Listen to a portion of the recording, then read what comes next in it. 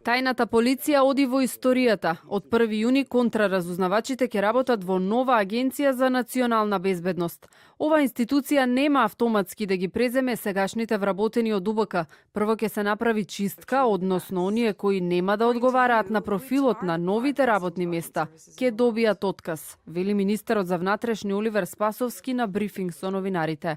Припадниците на агенцијата претходно ќе бидат изложени на длабински, безбедносни, психолошки и друг вид проверки, по пракса воспоставена од НАТО и останатите западни безбедносни служби.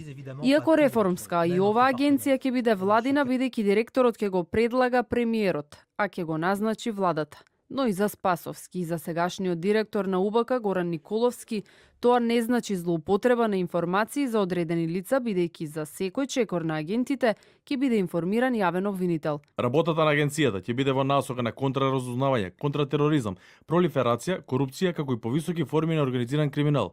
Не може да има злоупотреба како во минатото, бидејќи има надзор и од собранието, и од Врховниот суд, народниот правобранител.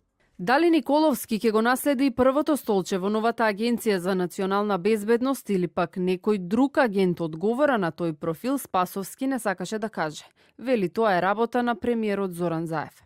Агенцијата, која треба да го обели образот на службите, кои во минатото се поврзуваа со скандали со прислушувања, засега нема предвидено ниту буџет, ниту тактичка опрема со која ќе работи, а допрва ќе се планира во кои простории ќе работи, бидејќи излегува од кругот на МВР.